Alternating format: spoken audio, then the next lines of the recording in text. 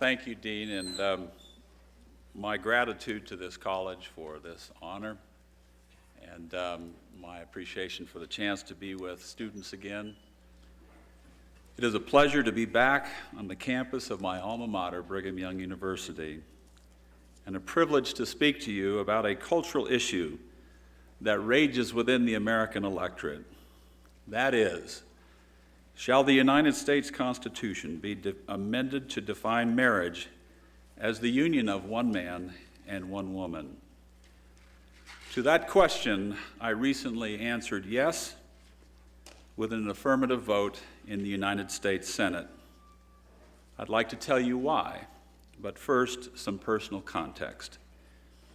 I was born in 1952 in Pendleton, Oregon, and was reared in Washington, D.C., and there my father, Milan D. Smith, worked for Agriculture Secretary Ezra Taft Benson, and later for President Dwight D. Eisenhower. And my mother, Jessica, hailed from the politically prominent Udall family of Arizona. Now, throughout my formative years, I have always lived in places where to be a Mormon was to be a minority, my 4 years at BYU being the only exception. Because of that adolescent experience, having felt the periodic sting of bigotry and discrimination, as an adult, I have always been drawn to issues involving minorities, with a heart and a mind open to being helpful. My native Oregon is one of the most secular and diverse states in America's Union. My challenge as one of her United States senators is to faithfully represent her interests, views, and values without abandoning my beliefs as a practicing Latter-day Saint. This is easier said than done, especially as to a cluster of cultural issues often referred to in political vernacular as family values. A story from the New Testament has been instructive for me and helped me navigate the shoals between church and state, the sectarian and the secular.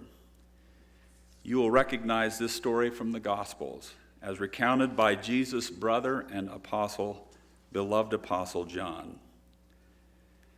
In Jerusalem, in that part of the temple open to the public, scribes and Pharisees hauled a woman, an alleged adulteress, before the Christ. They attempted to ensnare him with the law of Moses to see what he would say at her stoning. He responded by inviting those present, those without sin, to, quote, first cast a stone at her. And they which heard it, being convicted by their own conscience, went out one by one, and Jesus was left alone, and the woman standing in the midst. Woman, where are those thine accusers? Hath no man condemned thee? She said, No man, Lord. And Jesus said unto her, Neither do I condemn thee. Go and sin no more. There are many lessons that can be drawn from the Savior's example in this situation. Mercy, perhaps the most important. But one that I have drawn to guide me in my public responsibility is this: that in the public square, take a risk to help. Save a life if you can. Jesus risked his life and saved hers without endorsing her lifestyle and without breaking the law. In Christ's time, women were often the victims of bigotry and intolerance. In our time, gays and lesbians often are. Matthew Shepard comes to mind. So rather than condemning, I have felt it right to advance a range of gay rights, added protections against hate crimes, ending employment and housing discrimination, and providing other public benefits. Yet from the beginning, as I have advocated for many gay rights, I have also felt it right to defend traditional marriage.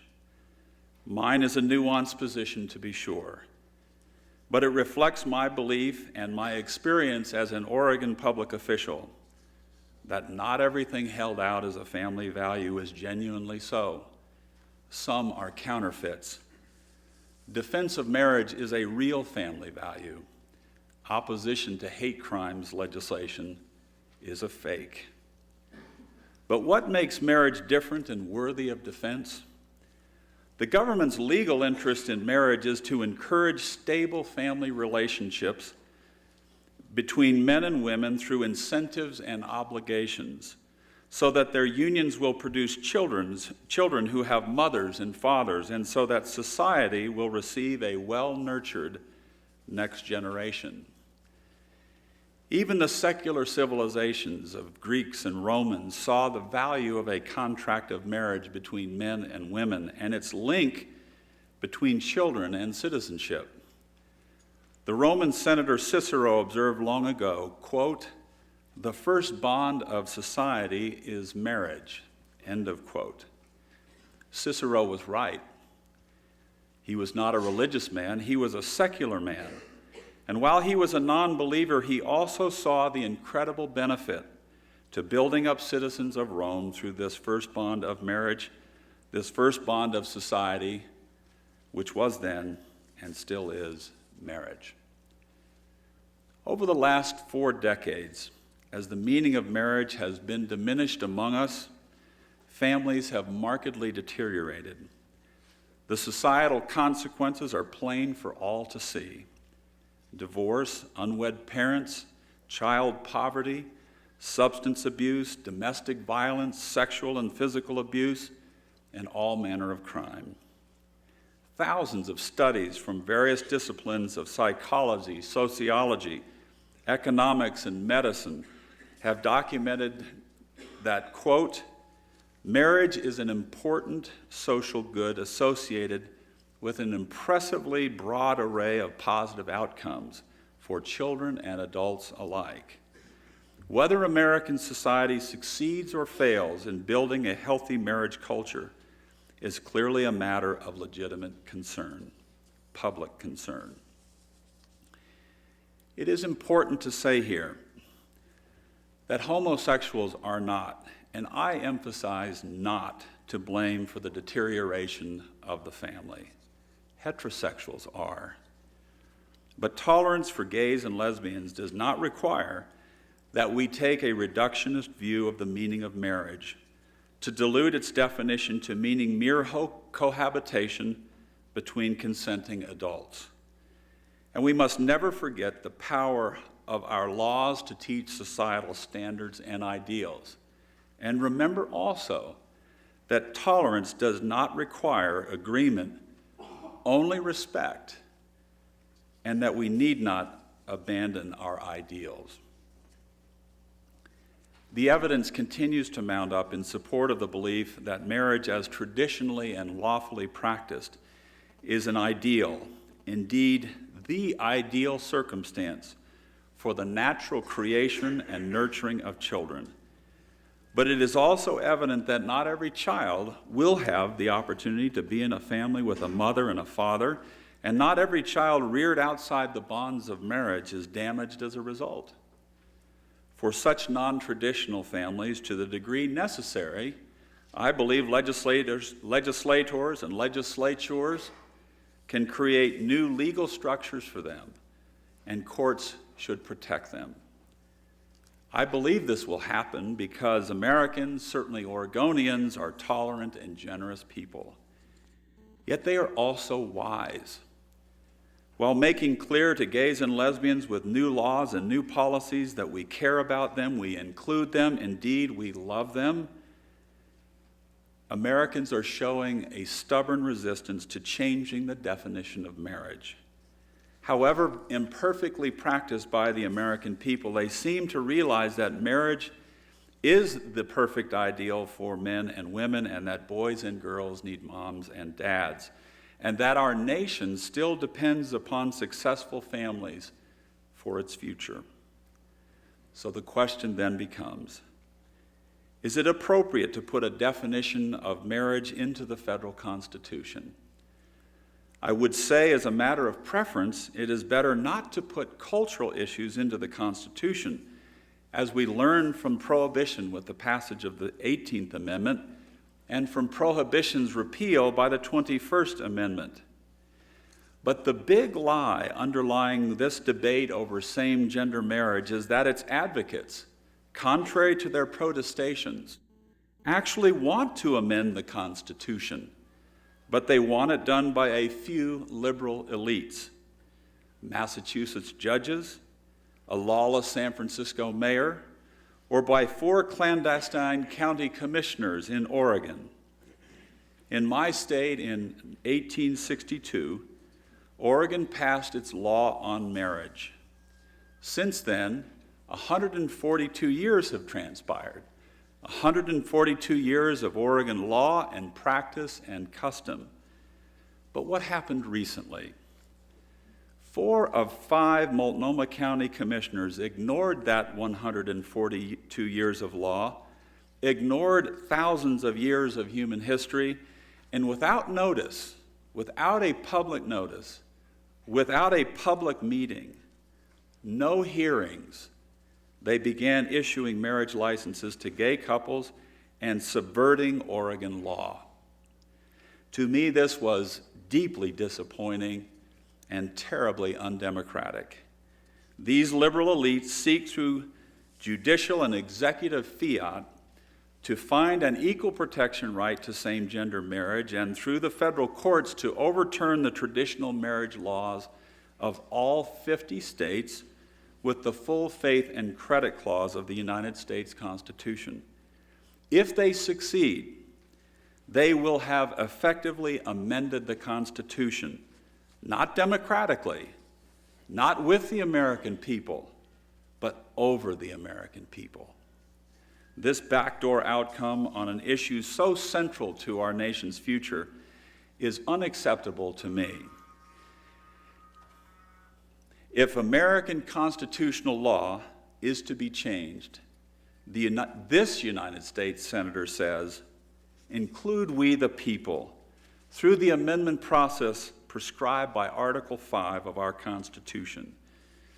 Now, during the Senate debate, many of my colleagues protested that marriage is not a federal issue and it should be left to the states. But it's too late for that, as Latter-day Saints should remember. Like many of you, my family has an interesting history with respect to the definition of marriage. All of my ancestry were English converts to Mormonism. During the 1840s and 50s, they boarded rickety ships, crossed the Atlantic Ocean, and walked across the American wilderness to Zion. My great-grandfather, David King Udall, was an infant in his mother's arms during that journey. When he became a man, Brigham Young called him to settle the Arizona territories. Grandfather Udall was obedient to that calling and also to the principle of plural marriage, an Old Testament pattern of marriage practiced by Abraham, Isaac, and Jacob. David Udall had 2 wives and 1 large happy family. I am descended from his second wife, Ida Hunt Udall. And notwithstanding David Udall's contributions in causing the Arizona desert to blossom as a rose and to usher that territory into statehood, he spent time in prison because he violated a federal law. He was imprisoned because he had violated the Edmunds-Tucker Act, enacted in the 1870s, in which the federal government defined marriage as consisting of 1 man and 1 woman. He was a great man, a great pioneer, and a great patriot. He had great sons and daughters, and today he has a very large and distinguished posterity. In fact, we have a family saying, there are more Udalls in Arizona than U-Alls in Texas.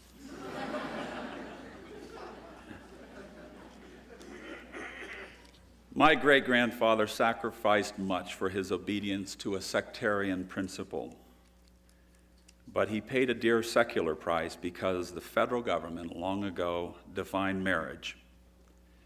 Ultimately, President Grover Cleveland pardoned him, And David Udall named one of his sons Grover Cleveland Udall in celebration. Some people would say that an amendment to the Constitution regarding marriage would be enacting discrimination into the Constitution. Well, my progenitors were discriminated against, I guess, but the truth is that our country, through a lawful process well over 100 years ago, defined marriage at the federal level. While it can be reasonably argued that it is premature to add a constitutional marriage definition, any reasonable analysis of this issue should alert all that this controversy is headed to the United States Supreme Court.